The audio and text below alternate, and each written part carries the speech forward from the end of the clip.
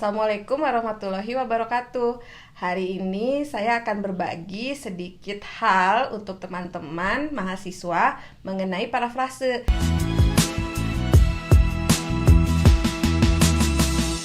Apa yang dimaksud dengan parafrase dan teknik parafrase? Parafrase itu kenapa sih penting untuk menulis skripsi? Apa sih yang disebut dengan parafrase? Parafrase itu berbeda dengan summary, berbeda juga dengan quote. Parafrase itu mengungkapkan ide atau gagasan orang lain dengan menggunakan kata-kata sendiri tanpa mengubah makna atau pesan dari teks original.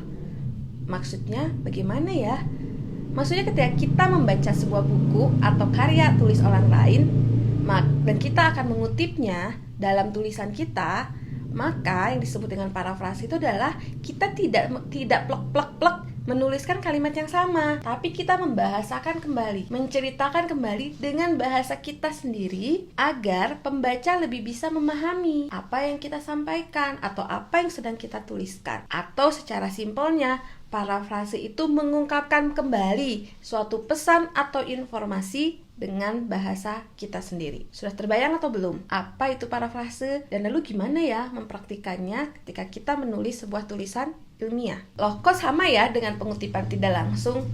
Iya, karena memang parafrase adalah salah satu teknik cara kita mengutip. Oke, langsung saja pada bagaimana sih teknik dari parafrase yang bisa digunakan oleh teman-teman. Pertama, synonym substitution. Jadi, teman-teman bisa membahasakan kembali konsep yang ada pada buku dengan cara mencari beberapa sinonim dari kata yang memang kita bisa menemukan sinonimnya. Contohnya, misalnya pada teks asli, pengusaha lebih menyukai merekrut karyawan wanita dikarenakan mereka seringkali tidak melakukan negosiasi dalam penentuan upah. Itu teks aslinya. Nah, lalu saya akan mencoba memparafrasekannya.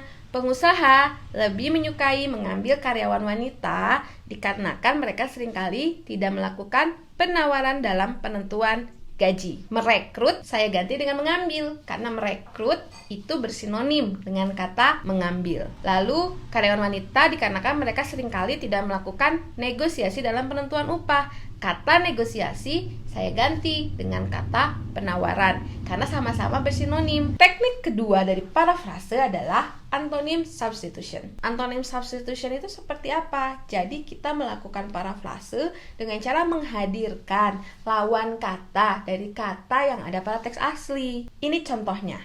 Pada kalimat dari teks asli dikatakan saat kondisi bisnis sedang buruk seperti sekarang, maka saya parafrase menjadi seperti ini di bawah, yaitu kata buruknya saya ganti dengan lawan katanya. Saat atau ketika kondisi bisnis tidak baik seperti sekarang. Namun agar pesannya tidak berubah, maka tetap harus dihadirkan kata tidak. Jadi tidak baik seperti sekarang. Lalu selanjutnya bisa teman-teman baca mana antonim yang saya lakukan pada informasi dari teks asli dan informasi dari teks parafrase yang saya buat. Yang ketiga adalah change of voice. Jadi kita mengubah siapa yang sedang menyuarakan sesuatu. Misalnya, kalau pada teks asli dikatakan pengusaha lebih menyukai merekrut karyawan wanita dikarenakan mereka seringkali tidak melakukan negosiasi dalam penentuan upah, maka bisa kita ganti. Calon karyawan wanita seringkali tidak melakukan negosiasi upah. Hal ini menjadi salah satu alasan para pengusaha untuk merekrut karyawan wanita. Pada teks asli, informasi utama berasal dari suara seorang pengusaha. Pada teks parafrase kita ganti menjadi suara dari seorang karyawan perempuan atau calon karyawan perempuan. Yang keempat adalah change of person, perubahan dari orang yang hendak ditonjolkan. Hampir-hampir mirip sih dengan change of voice, tapi kita bisa melihat perbedaannya. Pada teks asli dituliskan, saya parafrasekan menjadi mencermati kebutuhan konsumen harus dilakukan sebelum menetapkan nilai yang dapat diterima, sebagaimana yang disampaikan Hirose Morikazu dalam buku Kotler Marketing. Pada parafrase yang dimunculkan pertama adalah isi pernyataan dari Hirose Morikazu. Selanjutnya adalah metaphor substitution. Misal pada teks asli dikatakan rumah tinggalnya berjarak cukup jauh dari sana, ditempuh dengan berjalan kaki setiap pagi dan sore saat datang dan pulang. Saya membuat parafrase dengan menambah beberapa metafor yang tidak mengubah pesan atau makna dari teks yang asli. Tetap sama kan? Intinya bahwa rumah dari orang yang diceritakan ini letaknya cukup jauh. Dengan parafrase sebagai penulis, kita mencoba untuk menghargai dan menghormati karya orang lain.